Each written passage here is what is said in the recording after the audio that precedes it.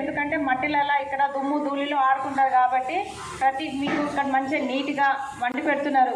చేతులు తినే ముందు ఎట్లా కడుక్కోవాలి, ఎందుకంటే చేతులు శుభ్రంగా కడుక్కుంటేనే తినే ముందు మీకు ఆహార పదార్థాలు ఇన్ఫెక్షన్ కాకుండా కడుపులోకి పోతాయి. లేదంటే మొన్న నట్టల నివారణ గోళీలు వేసినాం కదా, ఏమవుతుంది చేతులు కడుక్కోకుండా తింటే పురుగులు కానీ గోర్లలో కానీ వెళ్ళేసి మీరు తినేటప్పుడు కడుపులోకి వెళ్ళి కడుపులో కొక్కెంలాగా అవి పట్టుకొని మీరు తినే ఆహార పదార్థం కానీ న్యూట్రిషన్ ఫుడ్స్ కానీ ఏది మీ శరీరం దుస్తులని మీ డైలీ మట్టిలో ఆడుకుంటారు కాబట్టి అవన్నీ డైలీ మమ్మీ డాడీకి చెప్పేసి నీట్గా ఉతికిపించుకొని డ్రెస్అప్ నీట్గా ఉండాలి. తర్వాత తలకు మంచిగా నూనె పెట్టుకొని స్కూల్కి నీట్గా రెడీ అయ్యి రావాలి, సరేనా? తర్వాత హ్యాండ్ వాష్ చేసుకొని తర్వాత మంచి దుస్తులు వేసుకొని నీట్గా రావాలి. తర్వాత ఇంటికి వెళ్ళిన తర్వాత కూడా మీకేమైనా ఫీవర్ కానీ జలుబు దగ్గు అట్లా ఏమైనా ఉంటే ఇమీడియట్ హాస్పిటల్కి వెళ్ళి చూపించుకోవాలి. ఇట్లయితేనే మీరు పరిశుభ్రంగా ఉంటారు. అలాగే ఏమైనా ఇవన్నీ పరిశుభ్రంగా చేసినాక కూడా మీకేమైనా డిసీజులు వస్తే ఇమీడియట్ హాస్పిటల్కి వచ్చేసి మీకు తగు జాగ్రత్తలను మా ఆశా వర్కర్స్ మా సిస్టర్స్ అందరూ పచ్చదనం కార్యక్రమం ముఖ్య అతిథిగా వచ్చిన మున్సిపల్ చైర్మన్ గారు, అలాగే మన కౌన్సిలర్ గారు, స్కూల్ ప్రిన్సిపల్ గారు, డిప్యూటీ ఎంఎన్హెచ్ఓ గారు, డాక్టర్ నవ గారు, అలాగే స్కూల్ ఉపాధ్యాయులు మరియు నా విద్యార్థులందరికీ నమస్కారం.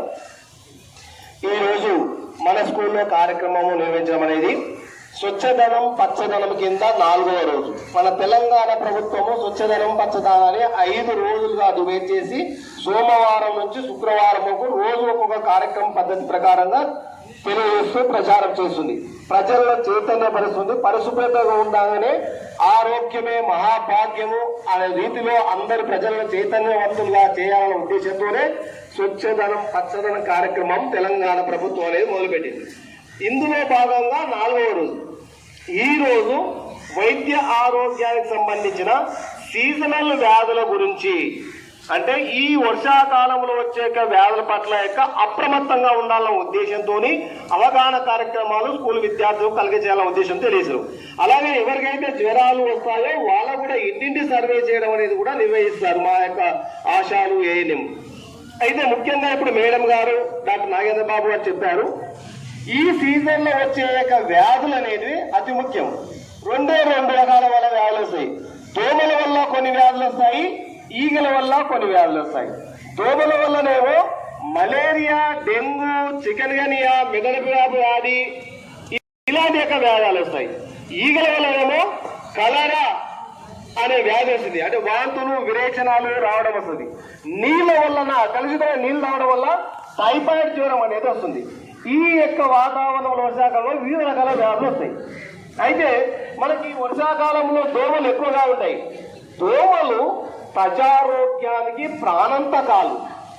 దోమ చూస్తే చాలా చిన్నగా ఉంటుంది, కానీ అది కరిస్తే ఎంత పెద్ద మనిషి అయ్యే ప్రాణాలైనా పోవాల్సి వస్తుంది. ఎప్పుడు మలేరియా వచ్చినా డెంగ్యూ జ్వరం వచ్చినా ప్రాణాలు పోయే అవకాశం వస్తుంది అన్నమాట, సరైన చికిత్స పొందబోతే. అందుకే దోమలు ప్రజల యొక్క ప్రాణాలకు ప్రధాన శత్రువులుగా చూశారు.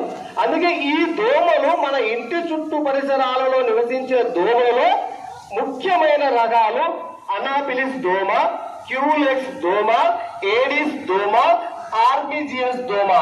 ఈ 4 ప్రధానమైన రకాలు దోమలు అతి ముఖ్యమని. ఇవి మన ఇంటి చుట్టుపక్కలలో మురికి నీళ్ళలో, మంచి నీళ్ళలో ప్లస్ ఇంటి వాతావరణం చెత్త చెదారం ఉండడం వల్ల ఈ రకాల దోమలు పెరుగుతాయి. ఈ దోమలు ఒక్కొక్క దోమ ఒక రకాల ప్రమాదమైన వ్యాధిని సంభవిస్తాయి. ఫర్ ఎగ్జాంపుల్ అనాఫిలిస్ ఆడదోమ. ఈ దోమ పుట్టడం వల్ల మలేరియా జ్వరం వస్తుంది. మలేరియా జ్వరం అనేది చాలా తీవ్రమైన లక్షణాలు ఎలా ఉంటాయంటే, మలేరియా జ్వరంకి మనిషికి జ్వరం వచ్చినప్పుడు తీవ్రమైన చలి వణుకుతో కూడిన జ్వరం ఉంటుంది.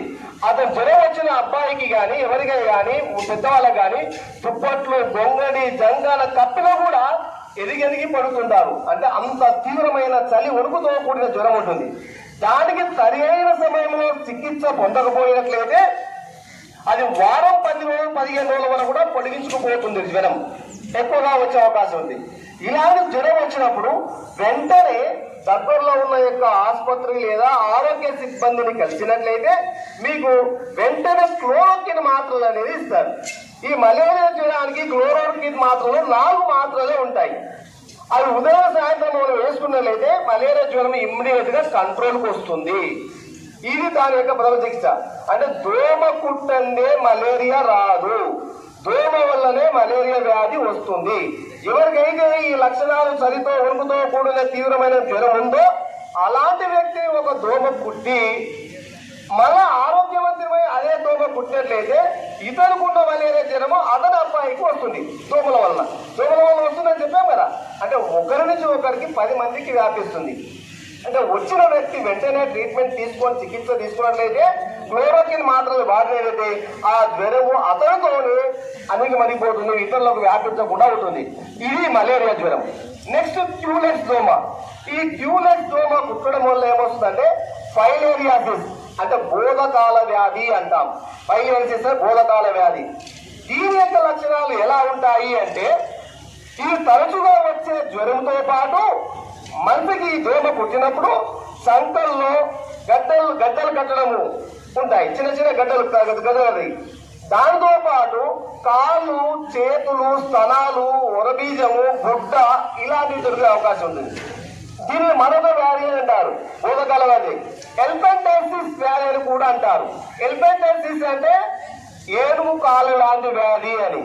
ఈ వ్యాధి వస్తే కాలుకు చేతులు కానీ మన ఏనుగు కాలు లాగుంటాయి కదా, అలా కాళ్ళ చేతులు దోమ పుట్టినప్పుడు అలాంటి వ్యాధి వస్తుంది. అంత భయంకరమైన వ్యాధి. ఏనుగాలు ఎంతో ఒక స్తంభం లాగా ఉంటుంది. అంటే ఈ దోమ చూస్తే చిన్నగా ఉంటుంది కానీ అది కుడితే బోధకాలు వస్తే అంత పెద్ద లావు తీవ్రమైన వ్యాధి ఉంటుంది. ఆ మనిషి ఎవరు కూడా పని చేసుకోలేకపోతారు. ఒక కుటుంబ యజమానికి ఈ వ్యాధి వచ్చిందంటే అతను ఎలాంటి పనులు చేసుకోలేరు.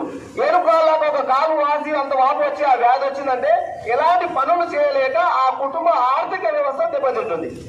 అందుకోసం మనం ఏం చేయాలి, ముందే దోమలు పుట్టకుండా చూసుకోవాలి.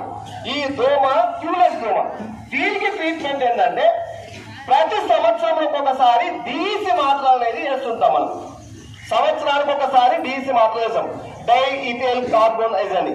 ఈ మాత్ర మనం వేసుకున్నట్లయితే ఈ బోధకాల వ్యాధి ఎవ్వరికీ రాదు.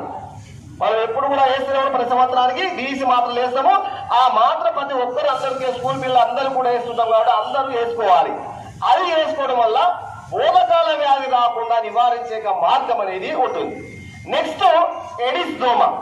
ఈ ఎడిస్ దోమనే టైగర్ దోమ అని అంటారు. ఈ దోమలు మీరు మన ఇళ్ల చుట్టుపక్కల పగటి పూట కుట్టాయి, పగటి పూటనే ఎడిస్ దోమలు ఉంటాయి. దీనిపైన ఎడిస్ దోమ టైగర్ దోమ అని ఎందుకన్నారంటే ఇది నల్లగా ఉంటుంది. ఆ నల్లని దోమ పైన తెల్లని చారలు ఉంటాయి, పులి మీద చారలు ఉంటాయి కదా, అలా అందుకే టైగర్ దోమ అన్నారు. ఇవి చాలా ప్రమాదకరమైనది.